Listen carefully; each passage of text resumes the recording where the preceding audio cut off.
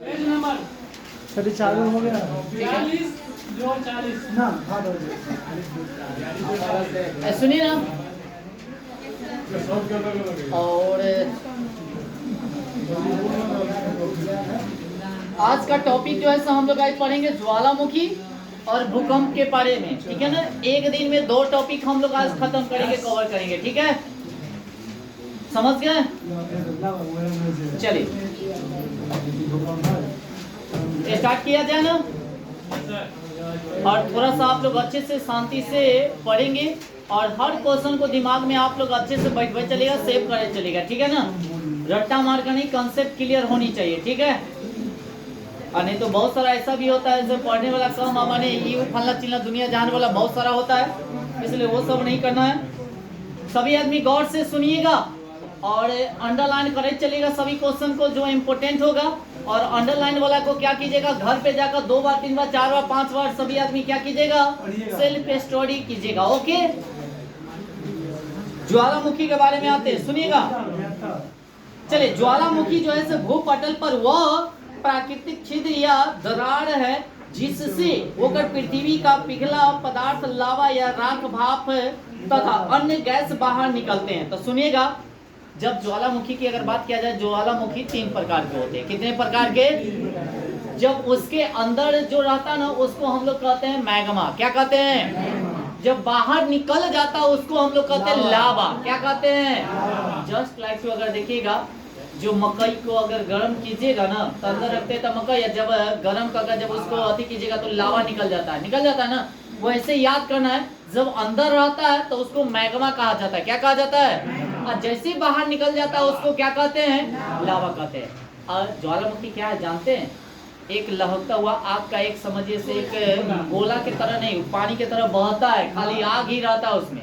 और उसके माने आसपास जो भी कुछ आता है उसको भी जलाए तुरंत एकदम बहबैत ले चल जाता है। यही जाकर कहीं जाकर जम जाता है ठंडा होने के बाद, तो वह एक चट्टान का निर्माण ले लेता है, उसको कहते हैं अग्नाशय चट्टान। क्या कहेंगे?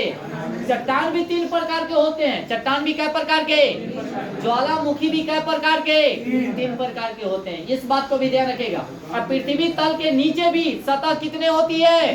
3 होती है। 3 टिकट महाविकट, बड़ी 3 के झटका लगना नहीं चाहिए। अब आगे चलते हैं। ज्वालामुखी के कप के आकार के मुख को हम लोग क्या कहते हैं बताइएगा? क्रेटर। क्या कहते हैं? याद रखेंगे। ज्वालामुखी के कप के आकार के मुख को हम लोग क्या कहते हैं? क्रेटर। क्या कहेंगे? क्रेटर। याद हुआ? कप के आकार को हम लोग क्या कहेंगे? याद हो गया? कप के आकार को क्या कहेंगे? उसके बाद बाहर हवा में उड़ा हुआ लावा शीघ्र ही ठंडा होकर छोटे टुकड़े में बदल जाता है, जिसको हम लोग क्या कहते हैं? जैसे कहने का मतलब, जिस समय लावा निकलता है तो माने उसमें का जो उड़ा हुआ भाग रहता है ना वो तुरंत ठंडा हो जाता है। जस्ट लाइक टू अगर देखिएगा, जो गर्म अगर थोड़ा सा पानी है और जैसे पानी को ऊपर उछालिएगा ना, पानी को जैसे ऊपर उछालिएगा तो ऊपर से जब आएगा तो ठंडक महसूस होता है। कभी देखे हैं क्या? हाँ या ना? कूलर के सामने। अरे वो नहीं, आप ऐसे भी देख लीजिए ना, जैसे गर्म पानी हल्का है, आप ऊपर फेंकिए, आप फेंकने के बाद जो उसका जो छिसी फुसी जो आएगा वो ठंडा वाला आता है आप लोगों को। ये की अच्छे को बात बताइए, घड़ा में जो होता है पानी ठंडा क्यों रहता है? वाष्पीकरण के कारण, वाष्प के कारण, क्योंकि गर्म पानी उसमें से निकल जाता है, ठंडा पानी रह जाता है, छोटा छोटा छिद्र होता है उसमें। इस बात को भी ध्यान रखिएगा। तो जब लावा जब निकलेगा ना तो वो तुरंत ठंडा हो जाता है, और ठंडा जब हो जाएगा ना तो उसका जो अति जो होता है, ठंडा जो हो जाता है, जो पदार्थ रहता है उसको हम लोग कहते हैं सिलेंडर। क्या कहते हैं? या सिलेंडर से याद रहता? कभी सिलेंडर से याद रहेगा? कसू फंसा लेना है सिलेंडर, फंसेगा कि नहीं फंसेगा? हाँ जी। क्रेटर, हाँ क्रेटर एगो कटोरा एगो गिलास, कटोरा एगो कदी गिलास। अच्छा, सिलेंडर जो होता है गिलास का ही आकार होता है ना जी। चलिए आगे। उदर्ग में निकलने वाली गैसों में वाष्प का प्रतिशत सर्वाधिक रहता है। तो जैसे उसमें से जो निकलता है, ध्यान रखिएगा, जो निकलता है उसमें से सबसे ज्यादा क्या रहता है? वाष्प। क्या रहता है? अगर कहा जाए तो भाप नहीं होता है, नमी वाला, वो सबसे ज्यादा रहता है। सबसे क्या रहेगा? ज्यादा रहता है। इस बात को भी ध्यान रखेंगे। उसके बाद आगे, पीले आंसू कि उत्पत्ति ज्वालामुखी उद्गार के समय ही होता है। उद्गार अवधि अनुसार ज्वालामुखी को 3 प्रकार होते हैं। ज्वालामुखी के उद्गार के अनुसार कितने प्रकार के होते हैं? 3 प्रकार के होते हैं। याद इतना हुआ? एक बात बताइएगा। अच्छा, निकलता कैसे बताइए तो? ज्वालामुखी निकलने का रीजन क्या है? जैसे कहने का मतलब ऐसे भूकंप भी होता है तो उसका रीजन बताते हैं। जैसे क्या होता है, जैसे नीचे जो होता है जैसे गैस बनते चला जाता है। जस्ट लाइक तो अगर आदमी कहीं अगर गैस बने, अगर तो ढेर सारा देखिएगा से पेट फूले चल जाएगा। जब तक नहीं निकलेगा गैस तब तक पेट माने वैसा ही फूले रहता है। जस्ट लाइक तो जैसे गुब्बारा ले लीजिए, हवा उसमें डालिएगा तो फूलेगा कि नहीं फूलेगा? और जैसे उसमें से हवा निकाल दीजिएगा तो तुरंत क्या हो जाएगा? हवा निकल जाता है, पिचक जाता है ना। तो नीचे जो है ना गैस जब बनता है तो उसको निकलने के लिए जगह ही नहीं है, जगह है निकलने के लिए। तो बेचारा नीचे से कहता हम ऊपर आ रही हुआ, तब पृथ्वी ऊपर से नीचे कहता तू नीचे तब अब बजोरी दबा के उसको रखता है, नीचे से ऊपर आने नहीं देता। अच्छा एक बात बताइए, अगर उब जाएगा तो क्या करेगा बेचारा? वो नीचे दाब कर रखेगा, ये कहता ना हम ऊपर आबे करो, माने अनकंट्रोल हो जाता है। माने अनकंट्रोल के मतलब समझ रहे हैं? ऊपर से पृथ्वी जो है उसको जांच कर रखना चाहता है, बाकी वो जाता ना और अनकंट्रोल हो जाता है। तो वही अनकंट्रोल हो जाता है तो फारे तुरंत गैस क्या होता है? बाहर निकलता है। तो प्लेट उस समय क्या होता है? घिसक जाता है। प्लेट क्या हो जाता है? घिसक जाता है। तो प्लेट के घिसकने से ही भूकंप का निर्माण होता है। मेरी बात समझ रहे हैं? हाँ या ना? ना तो बचपन में कथी कहते रहिए दादी से जानते, नीचे नाक बाबा हतुन नाक बाबा हिलतुन ना, ओहे पर पृथ्वी है तो ओहे भूकंप होई छै। क्या बात सही है जी? बाप रे भगवान। हाँ जी, तो आगे आते हैं सुनिएगा। तो उद्गार के अनुसार जो होता है यह 3 प्रकार की होती है ज्वालामुखी। कितने प्रकार की होती है? इतना में किन्हीं को दिक्कत है तो बताइएगा। अब आते देखिएगा, तीनों का नाम सक्रिय ज्वालामुखी, एक आपका हो जाएगा प्रसुप्त ज्वालामुखी, एक नहीं प्रसुप्त है, क्या है? प्रसुप्त ज्वालामुखी। एक होता है शांत ज्वालामुखी। क्या होता है? तो ज्वालामुखी कितने प्रकार के? उद्गार के दृष्टि से पहला का क्या है? सक्रिय ज्वालामुखी। दूसरा का क्या है? प्रसुप्त ज्वालामुखी। तीसरा का क्या है? शांत, माने हमेशा के लिए शांत रहता, कहियो उसमें से उद्गार होने वाला। डिफिनेशन कैसे याद कीजिएगा? सक्रिय ज्वालामुखी का मतलब होता है से उद्गार हमेशा इसमें क्या होता है? होते रहता है। मेरी बात समझ रहे हैं? इसमें उद्गार हमेशा, उद्गार के मतलब कथी? हमेशा इसमें से निकलते रहता है। कथी? मैग्मा। अब बाहर निकल के लावा हो जाता है तो हमेशा इसमें से उद्गार होते रहता है। समझ रहे हैं ना? उसको सक्रिय कहते हैं। क्या कहते हैं? एक जो है से आपका हो जाएगा प्रसुप्त ज्वालामुखी, जो अभी तकला तो कहने का मतलब से उद्गार न हुआ है, बाकी उद्गार होने की माने कहियो भी उद्गार हो सकता है। एक होता है शांत, अभी तकला कभी भी उद्गार नहीं हुआ न कभी होगा। तीनों का डिफिनेशन याद हो गया ना? याद हुआ? कितना इजी भाषा है। सक्रिय के मतलब ऐसे उद्गार होते रहता है, और प्रसुप्त का मतलब ऐसे उद्गार अभी तक हुआ नहीं बाकी होने की, और एक शांत है, अभी तक ना उद्गार कभी हुआ है ना होगा। याद हो गया ना डिफिनेशन? अब आते हैं आगे। अब आते हैं सक्रिय ज्वालामुखी के बारे में सुनिएगा। इसमें अक्सर उद्गार होते रहता है। तो हम अभी वही बात न बोले हैं, इसमें हमेशा उद्गार। वर्तमान समय में विश्व में सक्रिय ज्वालामुखियों की संख्या लगभग कितना है? 500 है। कितना है? माने 500 ऐसा है जो सक्रिय है। 500 से ज्यादा भी है, इस बात को ध्यान रखिएगा। हमने 500 दिया है, बाकी 500 से भी ज्यादा है। इनमें से प्रमुख है देखिएगा, इटली का एटना, इटली का कथी, तथा क्या है बताइएगा? एस्ट्राम्बोली। एस्ट्राम्बोली भी कहाँ पड़ता है? इटली में। कहाँ पड़ता है? डायरेक्ट क्वेश्चन पूछेगा आपसे, पूछेगा से एटना कहाँ है? इटली में। अगर कहता है एस्ट्राम्बोली ज्वालामुखी कहाँ है? इटली में। याद रखिएगा सभी आदमी। और उसके बाद है क्या? मैक्सिको जो उत्तरी अमेरिका में स्थित है, जो कहती है कौन सा ज्वालामुखी बताएगा? कोलिमा कथी है? कोलिमा ज्वालामुखी बहुत ही सक्रिय ज्वालामुखी, एकदम याद करिए लीजिएगा एकदम। तो कहेगा सबसे ज्यादा सक्रिय ज्वालामुखी कौन है? कोलिमा। कहाँ पड़ता है बताइएगा? उत्तरी अमेरिका। कौन अमेरिका? तो सबसे ज्यादा सक्रिय ज्वालामुखी कौन है?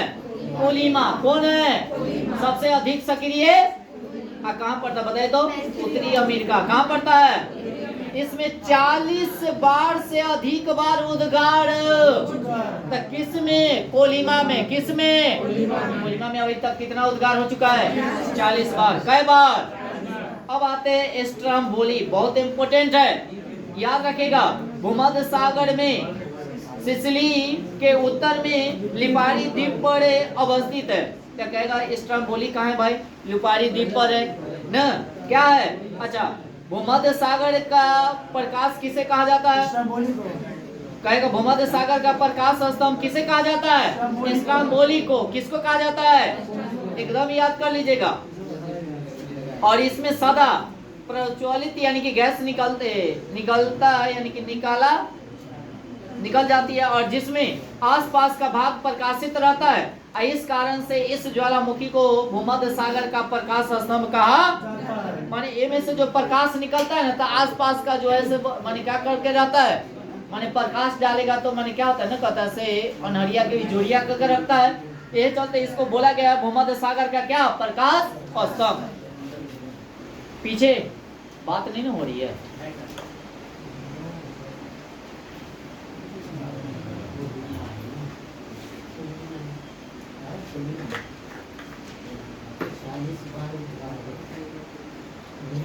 अब आगे चलिएगा। विश्व का सबसे अधिक सक्रिय ज्वालामुखी कौन है? किलाउ। कथी है? किलाउ। कहाँ है बताइएगा? हवाई द्वीप पर है। कहाँ पड़ता है? यूएसए में। कहाँ पड़ता है? और सबसे ज्यादा सक्रिय कौन होगा बताइएगा? कोलिमा। कौन है? सबसे ज्यादा बार उद्गार हो चुका है। किसमें? कोलिमा में। अगर कहता सबसे अधिक सक्रिय ज्वालामुखी कौन है? किलाउ। कौन है? कहाँ पड़ता है? यूएसए में। कहाँ पड़ता है? कौन से द्वीप पर? हवाई द्वीप पर। चलिए, सक्रिय ज्वालामुखी खत्म हो गया। अब आते हैं क्या? प्रसुप्त ज्वालामुखी। देखिएगा, इसमें निकट अतीत में उद्गार नहीं हुआ, माने अभी तक उद्गार नहीं हुआ है, बाकी उद्गार होने की संभावना है। जैसे में अगर कहेगा विसुवियस यानी कि भूमध्य सागर में है, उसके बाद भूमध्य सागर में, उसके बाद काकरा टोबा, ये भी करता कभी सुंडा जल डमरू मध्य। फिजियामा बताइएगा तो कहेगा फिजियामा कैसी ज्वालामुखी है? प्रसुप्त ज्वालामुखी है। कई बार पूछ दिया है फिजियामा कौन सी ज्वालामुखी है? प्रसुप्त ज्वालामुखी है। कहेगा किलाउ कौन सा ज्वालामुखी है? सक्रिय ज्वालामुखी है। उसके बाद और बताए एटना बताइएगा। स्ट्रम्बोली क्या है? सक्रिय। याद रखेगा। फिजियामा क्या है? प्रसुप्त है। क्या है? याद रखिएगा। उसके बाद मियन, ये भी है प्रसुप्त है। क्या है? प्रसुप्त है। फिलीपींस में है। कहाँ है? अब आते हैं शांत ज्वालामुखी। कौन ज्वालामुखी? इसका मतलब है से इतिहास काल में कोई उद्गार अभी तक और न पुनः होने की संभावना भी नहीं है। जैसे कहेगा कथी? को सुल्तान। वो सुल्तान एवं क्या होगा? कहाँ पड़ता है? अभी तक इसमें कोई उद्गार नहीं हुआ है और न कभी भी होगा। पोपा पोपा पोपा कहाँ पड़ता है? म्यांमार का नाम बताइए। बर्मा न। उसके बाद आगे किलीमंजारो, बहुत इंपॉर्टेंट है। किलीमंजारो कहाँ पड़ता है? अफ्रीका में। किलीमंजारो कैसी ज्वालामुखी है? शांत ज्वालामुखी है। डायरेक्ट कैसे ही पूछा जाता है कि किलीमंजारो कैसी ज्वालामुखी है? शांत ज्वालामुखी है ना। या 4 को 5 को दे देता, कहता शांत ज्वालामुखी कौन है, या कहता प्रसुप्त ज्वालामुखी कौन है, या कह देता कथी जनचु जो सक्रिय ज्वालामुखी कौन है। उसके बाद आगे चलते हैं, सुनिएगा।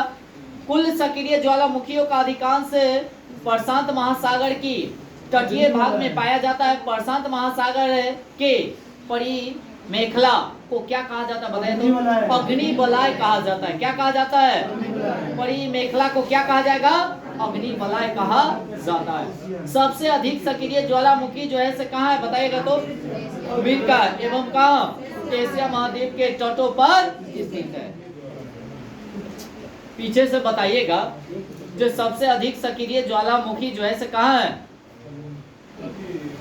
अमेरिका कहाँ एवं कहाँ एशिया महाद्वीप के तटों पर एशिया महाद्वीप के। अच्छा कौन ऐसा महाद्वीप है जहाँ एक भी ज्वालामुखी नहीं है ऑस्ट्रेलिया। कौन ऑस्ट्रेलिया। ऑस्ट्रेलिया महाद्वीप में एक भी ज्वालामुखी नहीं है याद रखिएगा ऑस्ट्रेलिया कौन। उसके बाद आते हैं गेसर क्या है गेसर बहुत से ज्वालामुखी क्षेत्रों में उद्गार के समय दरारों तथा सुखाव को होकर यानी कि जल या वाष्प कुछ अधिक ऊंचाई तक निकलने लगते हैं और इसे ही हम लोग क्या कहते हैं गेसर कहते हैं। माने दरार उरार से जो होता है इसे क्या निकलने लगता है बताइएगा।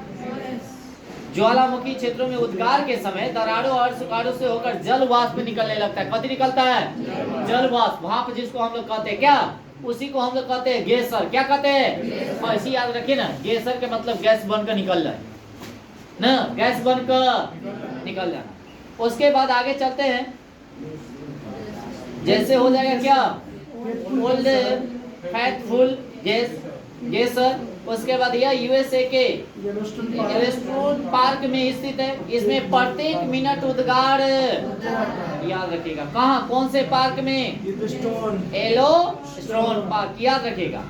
धुआंरे के बारे में आते हैं क्या चीज के बारे में यह ज्वालामुखी क्रिया के अंतिम अवस्था की प्रतीक है। तो कहेगा तो याद कैसे रखिएगा जानते हैं जैसी आग है आग में जैसी पानी डालिएगा तो मुझा जाएगा कि नहीं अंतिम अवस्था आ जाएगा ना तो उसमें से देखिएगा धुआं निकलने लगता है।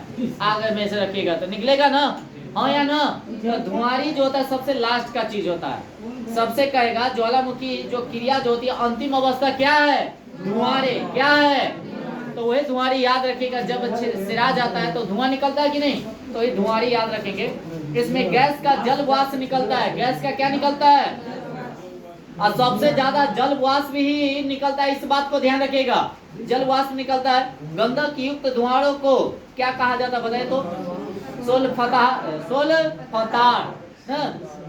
कभी हो जाएगा फतार तारा कह सकते हैं सोल फतार कहा जाता है। उसके बाद आ जाते हैं आगे विश्व का सबसे ऊंचा ज्वालामुखी पर्वत कौन है बताइएगा कोटापैक्सी बहुत इंपोर्टेंट है। सबसे ऊंचा ज्वालामुखी पर्वत कौन है कोटापैक्सी। अच्छा इसकी ऊंचाई की अगर बात किया जाए तो 19,613 फीट। आई कहाँ पड़ता है इक्वाडोर में। तो कहेगा जो कोटापैक्सी कहाँ पड़ेगा इक्वाडोर। कोटापैक्सी सबसे ऊंचा ज्वालामुखी कौन है कोटापैक्सी सबसे ऊंचा कोटापैक्सी। और इसकी ऊंचाई की बात किया जाए तो 19,613।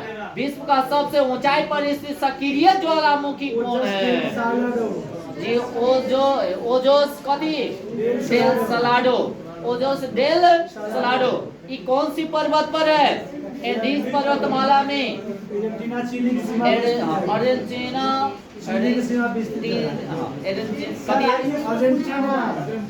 और चिली के देश के सीमा पर स्थित है ना। ये सुनिएगा अगर कहेगा विश्व की सबसे ऊंचा ज्वालामुखी पर्वत क्या है कोटापैक्सी जो कितना हजार है ठीक है। ये कहाँ पड़ता है इक्वा। अगर कहेगा विश्व का सबसे ऊंचाई पर स्थित सक्रिय ज्वालामुखी कौन है ओजोस डेल सलाडो और किसके बीच है चिली देश के सीमा पर स्थित है। विश्व का सबसे ऊंचाई पर स्थित शांत ज्वालामुखी एक अंक गुहा की अगर बात किया जाए तो सबसे कहता कथी सबसे ऊंचाई पर शांत ज्वालामुखी कौन है एकांक गुहा। कौन गुहा कौन सी पर्वतमाला पर है एंडीज पर्वतमाला पर स्थित है और जिसकी ऊंचाई कितना है 6,960 ये खत्म हो गया आपका। हाँ जी अगला चलेंगे भूकंप। अगला चलेंगे भूकंप ध्यान दीजिएगा तुरंत खत्म कर देंगे।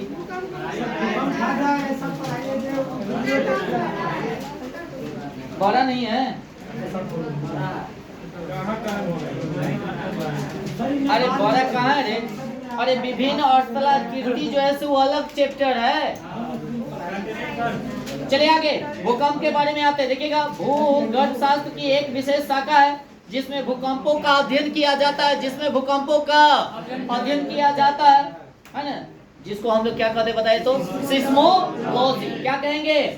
सिस्मोलॉजी। क्या कहेंगे? सिस्मोलॉजी कहा जाता है। अब भूकंप को कितने माने भूकंप में 3 तरह की कंपन होती है। कितने तरह के? पहला क्या बताएगा?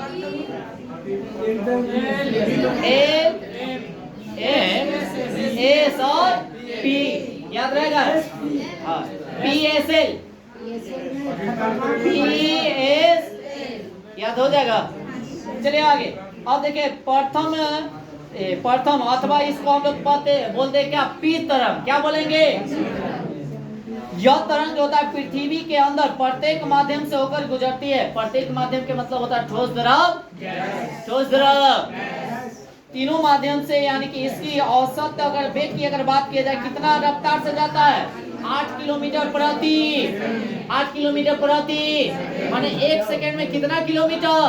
8 किलोमीटर। याद रखेगा यह गति सभी तरंगों से अधिक होती है, माने इसकी गति जो है सबसे ज्यादा होता है, जिससे ये तरंगे किसी भी स्थान पर सबसे पहले पहुंचती है। तो सबसे पहले पहुंचने वाली तरंग कौन है? पी तरंग। कौन तरंग? सबसे जल्दी पहुंचने वाले पी तरंग है। और इसकी चाल कितना है? 8 किलोमीटर प्रति। आई कौन से माध्यम में चलता है? तीनों माध्यम में, ठोस, द्रव, ठोस, द्रव। इस तरंग की भी स्थान पर सबसे पहले पहुंच जाती है। पृथ्वी से गुजरने के लिए इनके तरंगों द्वारा अपनाया गया मार्ग जो होता है क्या होता है? नतोदत।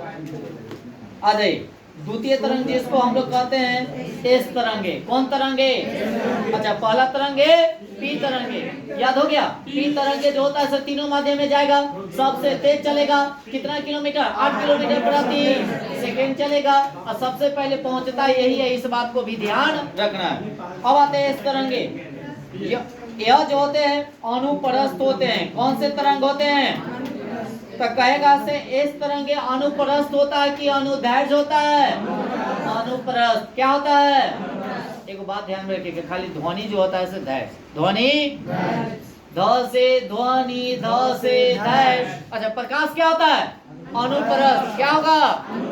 प से प्रकाश, प से परस, अनुप्रस्थ। हंस गया? प्रकाश क्या है? अनु। ध्व से ध्वनि, ध से दैर्घ्य। ध्वनि क्या है? अनुदैर्घ्य से। याद हो गया ना जी? अब आगे चलते हैं। यह तरंग केवल ठोस माध्यम से ही देखिएगा। प्राथमिक जो था पी जो था तीनों माध्यम से जाता था, बाकी एस जो होगा एक ही को माध्यम से जाएगा, ओनली फॉर ठोस, है ना। और इसकी औसत वेग की अगर बात किया जाए 4 किलोमीटर प्रति। एक दुगना था पी वाला के, एक से दुगना चलता था पी। कौन? पी माने बोले तो पी तरंगे। अब आगे चलते हैं। सती अथवा एल तरंगे। कौन तरंगे? तीसरा तरंगे आ गया। कौन तरंगे? यह लंबी तरंगों के नाम से भी पुकारा जाता है। लंबी के मतलब काफी दूर तक ला जाता है। मेरी बात समझ रहे हैं? तब तक देखिएगा से कहूँ अगर भूकंप आता है ना तो उतने की भी झटका अपनाते पता चल जाता है। सबसे विनाशकारी ये हो जाए। कौन तरंग? एल तरंग। सबसे विनाशकारी कौन तरंग? देखिएगा 2.0 हो या 3.0 से इतना पर के जो अति होता है, जो भूकंप जो आता है, तीव्रता जो आती है वो उतना मायने नहीं होता है। बाकी वही अगर 6.2 के करीब अगर आ जाएगा तो समझिए से जुलूम हो जाएगा। बहुत जी आया था। आगे चलेंगे। इस तरंगों का खोज जो किया था कौन किया था? HD lover. कौन किया था? देखिए लवर है भाई, ये लव है। हाँ जी भूकंप लवर है ना, लव HD लवर। उसने उसके बाद देखिएगा लवर यानी कि वेव के नाम से भी जाना। अरे देखिए लव वेव के नाम से जाना जाता है ना। कौन तरंगे? कौन तरंगे? आगे इनका अन्य नाम क्या हो जाएगा बताएगा? R wave. ये तरंगे मुख्यतः धरातल तक ही सीमित। धरातल के मतलब ऊपर, धरातल के मतलब पृथ्वी वाला के ऊपर। ऊपर है ना, कंपन किया, प्लेट घस का तो भूकंप आ गया भाई। हाँ भागेंगे कहीं पेटकुनिए, सब आदमी सो जाएंगे की, और दूभी के जड़ी धक्का लटक जाएंगे। हाँ हाँ जी, अन्य तो उसको फुनगी धक्का लटक जाएंगे। दूभी को पकड़ ले जाएंगे एकदम, भूकंप जब आएगा तो बाहर धूपा में। अब आगे चलेगा तब बताइएगा। ए सुनिएगा, ध्यान दे रहे हैं सब आदमी। ये ठोस तरल, सुनिएगा, ठोस तरल अथवा गैस तीनों माध्यम में गुजरता है ना, और इसकी चाल जो होता है 1.3 किलोमीटर प्रति सेकंड होती है। सतही तरंगों अत्यधिक विनाशकारी होती है। यही जो होता है सबसे विनाशकारी होता है। कौन सा तरंग? भूकंप तरंगे को जो मापा जाता है, क्या चीज से मापा जाता है? सिस्मोग्राफी से। कथी से? याद रखिएगा, इसके द्वारा अंकित किया जाता है, और जिससे इसके व्यवहार से संबंधित निम्नलिखित तथ्य निकाले गए। सुनिएगा, सभी भूकंपीय तरंगों का वेग अधिक घनत्व वाले पदार्थों में से गुजरने पर बढ़ जाता है तथा कम घनत्व वाले पदार्थ में गुजरने से क्या हो जाएगा? तो देखिएगा, सभी भूकंपीय तरंग का वेग जो होता है, वेग घनत्व वाला में रहेगा ना, तो क्या हो जाता है? बढ़ जाता है। घनत्व रहेगा तो तुरंत सट जाएगा। जस्ट लाइक एग्जांपल बताएं, एक खाली पाइप ले लीजिए, एगो पाइप लीजिए से एक बार पानी चलेले है, तो खाली पाइप वाला में जल्दी पानी जाएगा कि पानी और लेके उसमें रहेगा? उसमें जाएगा, खाली वाला में। गलत जवाब। अरे वो में तो खाली कनेक्शन जो रहते पानी तुरंत निकल जाते, और वो तो इतना भरते तब ना, भरल वाला में कहने का मतलब तुरंत चल जाएगा। कल में जहां तक पानी है, वो इसको भरने में टाइम लगेगा खाली वाला को। ये चलते घनत्व वाला में बढ़ जाएगा, घनत्व वाला में, और कम वाला में घट जाएगा। फंसा लिए, जल्दी जाएगा, भरल वाला में जाएगा। हाँ, अरे वो में तो ऑलरेडी कुछ ना कुछ पानी है ना। या देखिए, हम बताते हैं, एगो मोटर ले ली, 2 मोटर है, क्या मोटर? एक मोटर, दोनों में पानी सुनिए ना, दोनों में पाइप बांध दीजिए, एक में मोटर चलाकर तनी देर के लिए छोड़ दीजिए, आ देखिए तो पानी निकल गया ना पाइप से, तब बंद कर दीजिए। आ एक में पानी उन्हीं नहीं चलाइएगा। अब तेकरा बाद एक साथ दोनों को एक साथ चलाइएगा ना, तो सबसे पहले पानी कौन निकलेगा? जो ऑलरेडी पहले से चलाइले रहिएगा ना उसमें। क्यों? क्योंकि ऑलरेडी उसमें पानी रहता है रुका। खाली वाला में तो भर ना जाएगा जी, टाइम लगेगा ना। मेरी बात समझ रहे? या वैसे छोड़िए, अब मेरी बात हो गया। या मोटर वाला पानी देखते होंगे से, अगर उसको जातिएगा ना, उसका आकार अगर कम कीजिएगा, प्रेशर ज्यादा जाता है, और उसका आकार बढ़ेगा तो उसका प्रेशर कम जाता है। अब इसी पर आप लोगों के लिए, सबके लिए क्वेश्चन है, मोटा तार में विद्युत धारा सबसे ज्यादा जाएगा या पतला तार में सबसे ज्यादा विद्युत धारा जाएगा? आप लोग कमेंट कीजिएगा। ओके, हम कमेंट करने के लिए सबको बोले हैं, ठीक है? और सब आदमी का आंसर गलत होगा, इस बात को भी ध्यान रखिएगा। अब देखिए, हम अभी बोले हैं मोटा पतला जो भी है ना, मीडियम जो भी है, आप लोग कमेंट कीजिएगा। ओके, आगे चलेगा। सभी भूकंपीय तरंगों का वेग अधिक घनत्व वाली, तो हो गया ना। केवल प्राथमिक तरंग ही पृथ्वी के केंद्र के भाग से गुजरता है। देखिए, प्राथमिक तरंग जो होता है, पी तरंग होते हैं। कौन तरंग? यही जो होता है सिर्फ पृथ्वी के केंद्र से ही क्या करता है? गुजरता है। परंतु वहां पर उनका वेग क्या हो जाता है? गुजरता तो है, कहता पृथ्वी के केंद्र से गुजरने वाला एक ही तरंग है, वह पी तरंग। कौन तरंग? काफी तेजी से भी चलता है पी। कौन? पी ज्यादा ही तेजी से चलेगा, पी काफी तेजी से चलेगा, और केंद्र से होकर भी गुजरेगा। कौन? पी। कौन? याद रखिएगा। अच्छा, गौण तरंगे के मतलब क्या होता है? द्रव अवस्था में से नहीं गुजर सकते, उसको हम लोग क्या कहते हैं? और एल तरंग केवल धरातल के पास ही, तभी तो विनाशकारी कहा। विभिन्न माध्यमों से गुजरते समय तरंगे परावर्तित तथा अपरिवर्तित होती है, माने दोनों होती है। माने कोई भी माध्यम से, जैसे ठोस से द्रव से गैस में अगर जाएगा, जस्ट लाइक टू, जैसे प्रकाश की अगर बात किया जाए, अगर प्रकाश है एक माध्यम से जैसे दूसरे माध्यम में जाएगा तो वो अपना परिवर्तन कर लेता है दिशा। ये बात पता है कि नहीं है? सब आदमी जानते होंगे, 10th में पढ़े होंगे। अब आते हैं आगे, केंद्र की बात किया जाए, भूकंप के उद्भव स्थान को हम लोग क्या कहते हैं? केंद्र कहते हैं। भूकंप के केंद्र के निकटतम क्या होता है?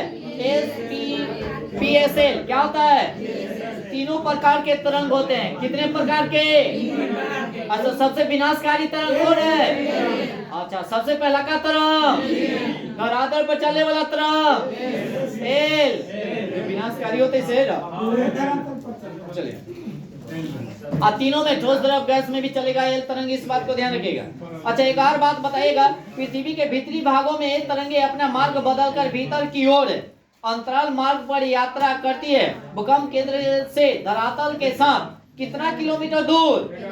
11,000 किलोमीटर दूर तक पी तथा एस तरंगे पहुंचती है। माने कितना तक जाता? 11,000 किलोमीटर तक। उसके बाद केंद्रीय भाग की अगर बात किया जाए, पहुंचता है एस तरंगे लुप्त हो जाती है और पी तरंगे अपरिवर्तित हो जाती है। और इस कारण से भूकंप के केंद्र से 11,000 किलोमीटर के बाद लगभग 5,000 किलोमीटर तक के कोई भी तरंग नहीं पहुंचती है। माने नीचे की बात बता रहे, उससे ज्यादा नहीं पहुंच पाता है। और इस क्षेत्र को हम लोग क्या कहते बताए तो छाया क्षेत्र कहा जाता है। अधिक केंद्र के बारे में आते हैं। कौन सी के बारे में? भूकंप के केंद्र के ठीक ऊपर पृथ्वी की सतह पर स्थित बिंदु को हम लोग क्या कहते हैं? जैसे अधिक केंद्र का मतलब होता है, देखिएगा, भूकंप के केंद्र जहां से मिडिल टर्न होता है ना, केंद्र उसी को बोला जाता है। ठीक ऊपर पृथ्वी के सतह पर स्थित जो बिंदु होता है उसको भूकंप का क्या कहा जाता है? अधिक केंद्र कहा जाएगा। क्या कहा जाएगा? अधिक केंद्र पर सबसे पहले कौन से तरंग पहुंचते हैं? पी तरंगे। माने ऊपर सबसे पहला का तरंग होता है पी तरंगे। अंतरसागरीय भूकंपों द्वारा उत्पन्न लहरों को जापान में क्या कहा जाता है? सुनामी। यहाँ हम लोग क्या कहते हैं? लहर आलो की, और वहाँ क्या कहते हैं? सुनामी आ गए लो, है ना? रोज आते रहता है वहाँ। उसके बाद जिन संवेदनशील यंत्रों द्वारा भूकंपीय तरंगों की तीव्रता मापी जाती है उसको क्या कहा जाता है? भूकंप लेखी, या कह सकते हैं सिस्मोग्राफ। इनमें इसका भी 3 गो स्केल होता है। कै गो स्केल बताइएगा? कौन कौन स्केल? रॉसी फेरा स्केल, मर्केली स्केल और रिएक्टर। अब बताइएगा, रिएक्टर स्केल में अंक जो रहता है कितना से कितना तक दर्शाया रहता है? 1 से 9 तक। 1 से, अच्छा, पीएच मान वाला में कितना से कितना तक? 14 तक। बाकी 0 लगाएगा तो 15 टोटल मिलाकर हो जाएगा, तब तो सुपर। अम्ल की अगर बात किया जाए, 7 से कम है तो अम्लीय, 7 से ज्यादा है तो, 7 है तो उदासी। क्या है? आ जाइए। अब जो है से, अब यहाँ पर ध्यान दीजिएगा, जो रिएक्टर स्केल के बारे में कहा जाए, भूकंप की तीव्रता माने मापने के लिए किसका प्रयोग किया जाता है? रिएक्टर स्केल का। और रिएक्टर का भी प्रयोग माने बनाती जो किया, खोजा जो था, वह कौन किया था? रिएक्टर ने किया था। ये कहाँ के वैज्ञानिक था? अमेरिका के। कहिया किया था? 1935 में। 1935। उसके बाद इसके बात किया जाए, पाठ्यांक की बात किया जाए तो 1 से लेकर क्या था? 9 तक। 1 से लेकर रिएक्टर स्केल पर प्रत्येक अगली इकाई पिछली इकाई की तुलना में कै गुना अधिक तीव्रता रखता है? 10 गुना। कै गुना? 10 गुना। इस स्केल पर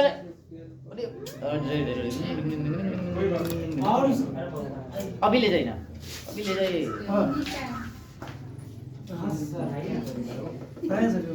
हो गया। उसके बाद आगे अर्थात यानी कि देखिएगा 10 गुना अधिक तीव्रता रखता है। इस स्केल पर 2.0 या 3.0 की तीव्रता अर्थात हल्का भूकंप आता है। देखिएगा 2.0 या 3.0 आएगा तो हल्का भूकंप आएगा। और जैसे 6.2 की तीव्रता अगर आ जाता है, समझिएगा शक्तिशाली भूकंप आएगा ना। और इस तरह से हमारा भूकंप क्या हुआ। अगर अच्छा लगा तो जरूर एक बार लाइक कीजिएगा सभी आदमी, और वीडियो को शेयर कीजिएगा। तो एक दिन में 2 टॉपिक हमारा खत्म। और घर पे जाकर सेल्फ स्टडी सभी आदमी कीजिएगा, इस बात को भी ध्यान रखिएगा। खाली एक बार हमको पढ़ाने से कुछ होने वाला नहीं है। जब तक कि आप लोग घर पे सेल्फ स्टडी नहीं कीजिएगा तो कोई फायदा नहीं होगा। ओके, ठीक है।